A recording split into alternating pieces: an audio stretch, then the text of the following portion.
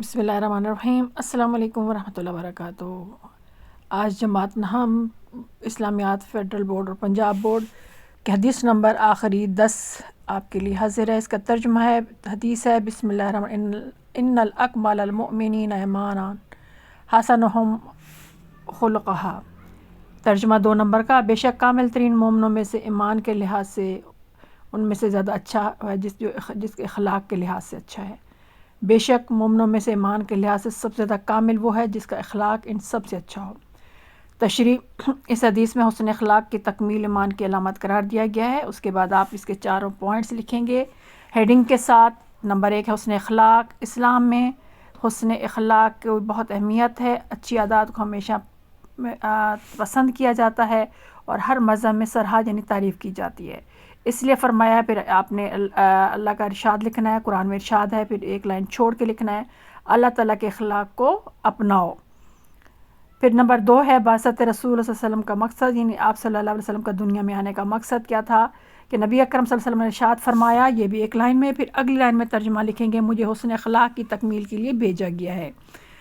پھر number 3 point black marker سے heading دیں گے، نبی اکرم صلی اللہ علیہ وسلم کے اخلاق حسنہ کے مالک تھے۔ اللہ تعالیٰ آپ صلی اللہ علیہ وسلم کے عمدہ اخلاق کو یوں تعریف فرماتا ہے۔ پھر اگلی لائن میں ترجمے کے ساتھ لکھیں گے، آپ بے شک اعلیٰ اخلاق کے مالک ہیں۔ پھر نمبر 4 فوائد ہے حسن اخلاق سے کون، نمبر 4-5 پوائنٹس ہیں، ان کو آپ نمبر 1 2 3 4 کر کے دیں گے تاکہ آپ کی ہیڈنگ ذرا لمبی ہو جائے۔ حسن اخلاق کے کیا فائدے ہو سکتے ہیں؟ نفرتیں محبتوں میں بدل جاتی ہیں، دوستوں میں اضافہ ہوتا ہے۔ اس کے علاوہ بھی 1-2 ہیں جو ابھی ہم نیکسٹ اس کے اسکرین میں دیکھیں گے۔ یاد رکھیے گا بیٹا، یہ حدیث نمبر 8 ہے۔ آپ کم از کم اپنے نصاب کی 1 سے لے کر 7 تک احادیث اچھی طرح ترتیب کے حساب سے ترجمہ، تشریح اور عملی زندگی کر لیں، اور لیکن حدیث نمبر 8 9 10 کا صرف ترجمہ یاد کر لیں تو آپ کے یہ سوال اچھی طرح آپ کو مکمل ہو جائے گا۔ تو اس کو آپ مزید آپ کو 8 9 10 کو تشریح اور اس کے عملی زندگی یاد کرنے کی ضرورت نہیں پڑے گی، لیکن آپ کو کیونکہ سوال آپ کا ایک شارٹ کوشچن آنسر 1 سے 10 حدیث کے ترجمے میں سے بھی بن جاتا ہے، اس کو بھی آپ نے اچھی طرح جو ہے نا، اس لیے ترجمہ آپ کو 1 سے لے کر 10 حدیث تک اچھی طرح آنے چاہیے۔ ہمیشہ ہیڈنگ دیں بلیک مارکر یا بلو مارکر سے۔ اس کے بعد جو ارشادات ہیں وہ آپ بڑی کیا کہتے ہیں، ایک میں لکھا کریں اللہ کا ارشاد، پھر نیچے والی لائن میں جو ہے نا اس کا ترجمہ جو بھی ہے وہ ارشاد لکھا کریں۔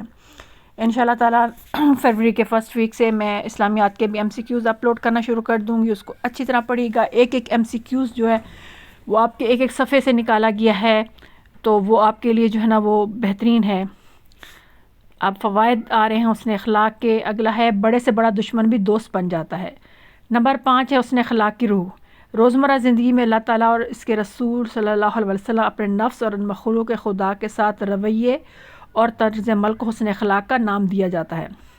اب اس حدیث کا عملی زندگی سے تعلق آقا کریم صلی اللہ علیہ وسلم کے اس ارشاد گرامی کی روح سے ہمیں اپنی زندگی میں اچھے اخلاق کو اپنانا چاہیے تاکہ ہم کامل مومن بن سکیں۔ بد لحاظ اور بد کردار شخص کی نہ دنیاوی اعتبار سے کوئی قدر و منزلت یعنی عزت ہوتی ہے، اور نہ ہی آخرت میں کامیابی، اخروی کامیابی مطلب آخرت میں کامیابی۔ لہٰذا ہمیں مخلوق خدا کے ساتھ اچھے رویے سے پیش آنا چاہیے تاکہ ہماری دین بھی بہتر ہو اور آخرت بھی بہتر ہو، اللہ اور اس کے رسول بھی راضی ہوں، اور ساتھ آپ یہ بھی ایڈ کر سکتے ہیں اس طرح معاشرے میں محبت اتفاق پیدا ہوگا اور ہماری زندگی اچھی سکون کے ساتھ گزرے گی۔ آپ کے اسلامیات کے تمام نصاب مکمل ہو چکا ہے۔ اگر آپ کو سورہ انفال کے ترجمے کس طرح یاد کرنا ہے، اگر اس میں سے آپ کو کچھ پوچھنا ہے تو آپ مجھے میسج کر سکتے ہیں، انشاءاللہ تعالیٰ میں آپ کو بتا دوں گی کہ ترجمہ کیسے یاد کیا جاتا ہے۔